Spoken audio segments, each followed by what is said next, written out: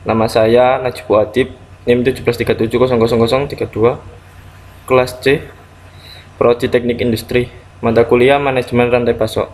Langsung saja kita mulai presentasi tentang manajemen pengadaan.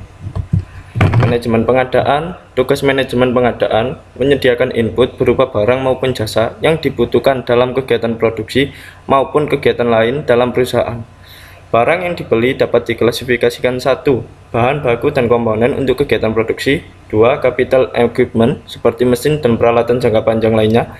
3. Suku cadang mesin, alat tulis kantor dan sebagainya yang biasa dinamakan maintenance, repair, and operation (MRO). Pandangan tentang bagian pengadaan. Pada era tahun 1974, Amer pada tulisannya di Harvard Business Review mengatakan pimpinan perusahaan cenderung menilai bagian pengadaan memiliki peran pasif dalam organisasi bisnis. Penulis lain mengatakan bahwa kegiatan pengadaan adalah kegiatan administratif dan tidak memiliki banyak muatan strategis. Hal tersebut tercermin dari rendahnya kualifikasi pimpinan maupun staf bagian pengadaan. Pada tahun 1980-an, pandangan berubah. Banyak ahli mengatakan pengadaan adalah strategis. Pandangan tersebut didorong oleh persaingannya semakin ketat sehingga pelaku bisnis sadar bahwa efisiensi dan value creation hanya perlu dilakukan pada bagian produksi, tetapi bagian lain efisiensi di bagian pengadaan memberikan kontribusi yang cukup berarti bagi peningkatan keuntungan profit sebuah perusahaan. Karena presentasi ongkos-ongkos material bisa mencapai 40% sampai 70% dari ongkos sebuah produk akhir. Di banyak perusahaan manufaktur melebihi nilai tambahan diberikan selama proses produksi. Bagian pengadaan juga punya peran dalam aspek competition, advance yang lain, kualitas dan waktu. Peningkatan peran menjadi lebih strategis, istilah baru dari proses manajemen menjadi supply manager. Tugas-tugas bagian pengadaan: 1. Merancang hubungan yang tepat dengan supplier. 2. Memilih supplier. 3. Memilih dan mengimplementasikan teknologi yang cocok. 4. Memelihara data item yang dibutuhkan dan data supplier. 5. Melakukan proses pembelian. 6. Mengevaluasi kinerja supplier. Proses pembelian rutin. 1. Berlaku untuk item-item yang suppliernya sudah jelas karena ada kesepakatan jangka panjang antara supplier dengan perusahaan. 2. Proses standar dilakukan untuk item-item yang suppliernya masih harus dipilih.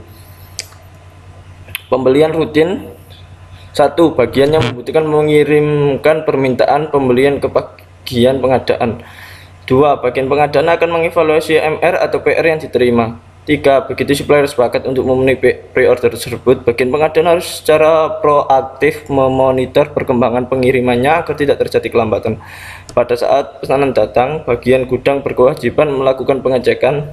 5. Bagian akuntansi kemudian akan menyelesaikan proses pembayaran sesuai dengan term yang berlaku. Langkah-langkah umum pembelian rutin. Beginilah langkah-langkahnya.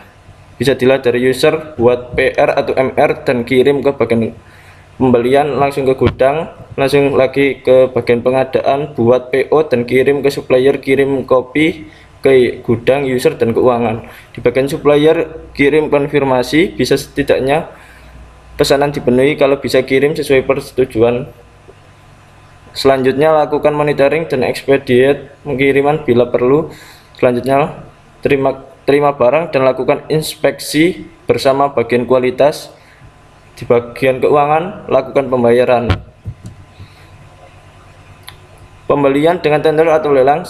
Sebab pembelian dilakukan melalui tender atau lelang. Aturan yang ada mengharuskan pembelian dilakukan melalui tender atau lelang. Misal BUMN. 2. Barang atau jasa yang dibeli tidak standar sehingga belum memiliki supplier tetap.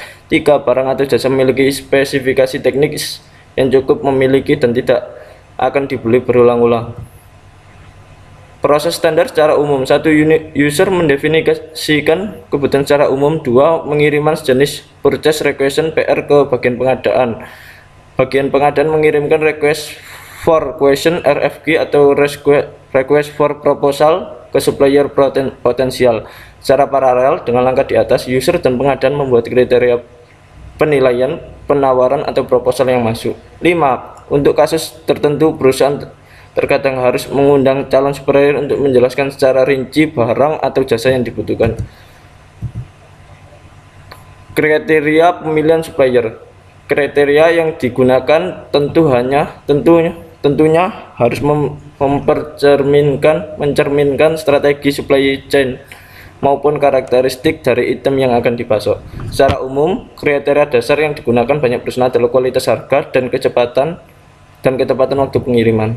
Langkah-langkah pemilihan supplier berdasarkan metode AHP. 1. Kriteria. Tentukan kriteria pemilihan. 2. Tentukan bobot masing-masing kriteria. 3. Identifikasi alternatif supplier yang akan dievaluasi. 4. Evaluasi masing-masing alternatif dengan kriteria di atas. Hitung nilai per bobot masing-masing supplier. 6. Urutkan supplier berdasarkan nilai per bobot. Portofolio hubungan dengan supplier. Ada dua faktor yang bisa digunakan merancang hubungan dengan supplier. Tingkat kepentingan strategi item yang dibeli perusahaan supply chain. Semakin strategis suatu item dalam perusahaan, makin perlu untuk menciptakan hubungan dekat berlanjut jangka panjang dengan supplier dari item tersebut. Berikut komoditi portfolio matrix. Bisa dilihat bottleneck supplier, sulit mencari substitusi, pasar monopoli, supplier baru sulit masuk. Critical strategi supplier, penting atau strategis, substitusi atau sulit. Non critical supplier, ketersediaan cukup, item-item cukup standar, substitusi dimungkinkan nilainya relatif rendah. Leverage supplier, ketersediaan cukup, substitusi dimungkinkan spesifikasi standar, nilainya relatif tinggi. Fokus manajemen untuk tiap kelompok yaitu bottleneck supplier, penyederhanaan atau standarisasi item. Critical strategic supplier, strategis partnership, fokus keunggulan strategis. Non critical supplier, simplifikasi proses, fokus ke harga per unit. Leverage supplier, pelihara bargaining power terhadap supplier. Sekian presentasi dari saya, kurang lebihnya mohon maaf. Wassalamualaikum warahmatullahi wabarakatuh.